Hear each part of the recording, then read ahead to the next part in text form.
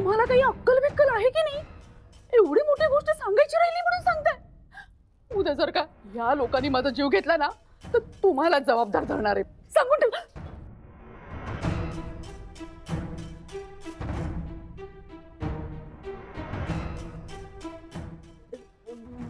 वहिनी, मी त्या माणसालाच फोन लावत होते.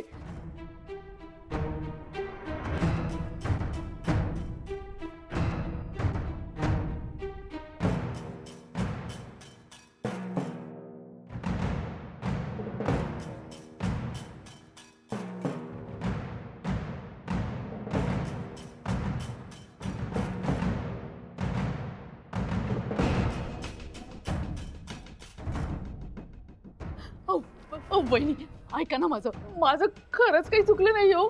मी सगळी चौकशी केली होती पण ती माणसंच खोटारडी निघाली. वहिनी मी खरं बोलते हो. हवं तर मी शपथ घेऊन सांगते वहिनी, खरं सांगते.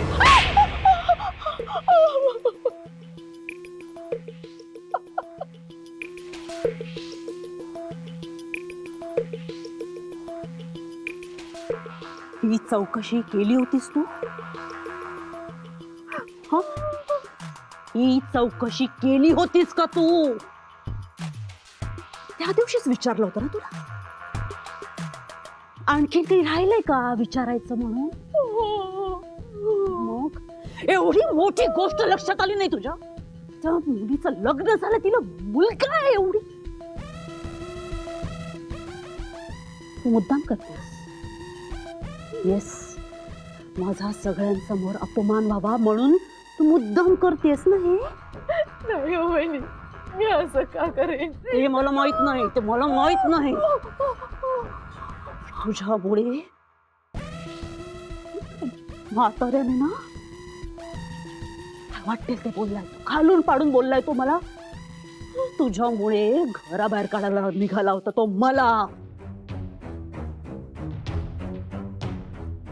आता या घरात एक मिनिटभरही कोणालाही शांतपणे श्वास घेऊ देणार नाहीये मी. आणि तुझं तर मी काय करते ना, तुझं मी काय करते ते तू बघच.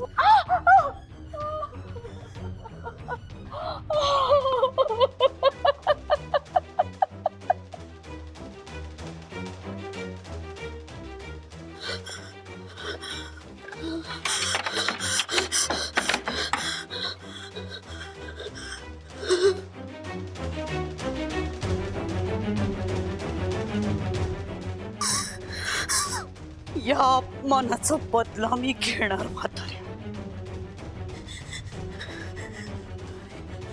त्या यशसाठी मला घराबाहेर काढायला निघाला होतास ना? त्या यशसाठीच मी तुला जीव द्यायला लावते की नाही ते तू बघच. नावाची सिम्मी नाहीये मी.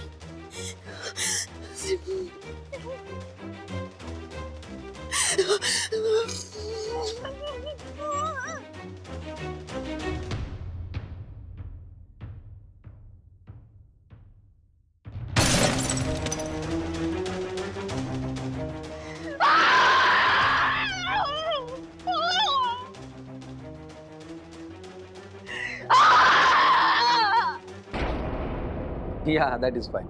करून घेऊ आपण. Okay, bye. Yes, come in. Hello sir, आज थोडं लवकर जायचं होतं, 2 ठिकाणी इंटरव्ह्यूला जायचं.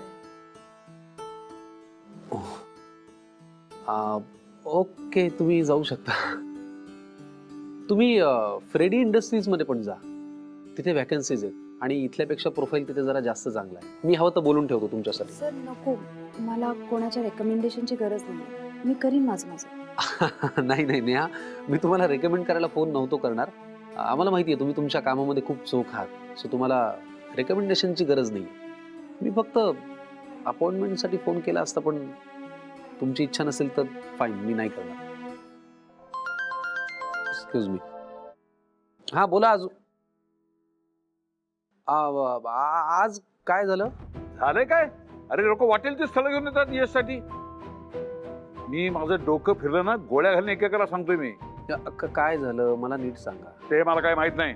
हे नेहा प्रकरण ताबडतोब मिटायला पाहिजे, लक्षात ठेव.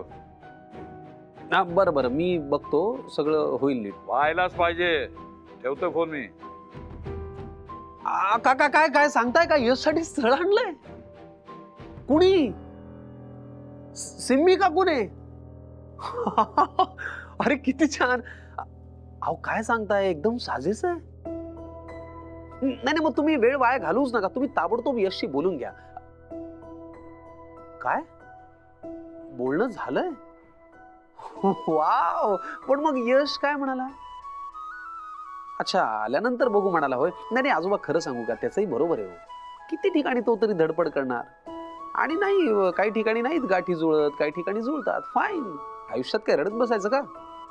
ओके, नाही नाही, पण आता मी सुद्धा त्याच्याशी या विषयावरती बोलणार आहे लगेच. Okay, bye bye. अरे तुम्ही आहात इथे? हा, तर आपण काय बोलत होतो? यशच्या स्थळावर. अहो नाही नाही, फ्रेडी इंडस्ट्रीज विषयी बोलत होतो ना आपण. हा, sorry sorry sir. Sorry sir. हा, तर जाऊन या तुम्ही तिथे. ऑल द बेस्ट, होईल का? हां, थँक्यू सर.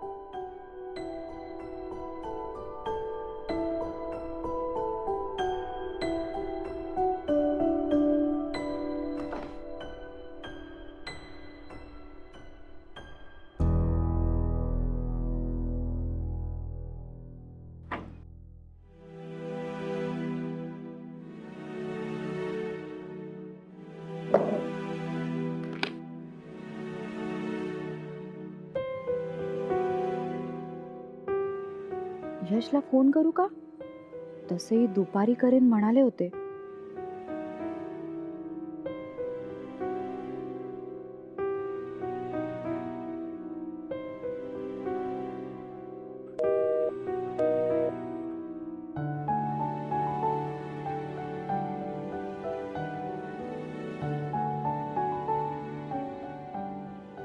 एवढ्या लवकर स्थळ बघायला सुरुवात पण केली.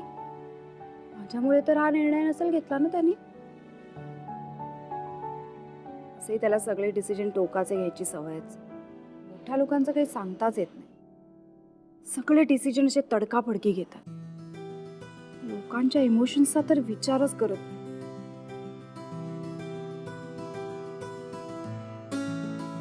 पण मला काय इतका त्रास होतोय? नेहा, तुझं ठरलंय ना लवकरात लवकर बाहेर पडायचं. मग तू कशाला एवढा विचार करतेस? लवकरात लवकर बाहेर पडू बस.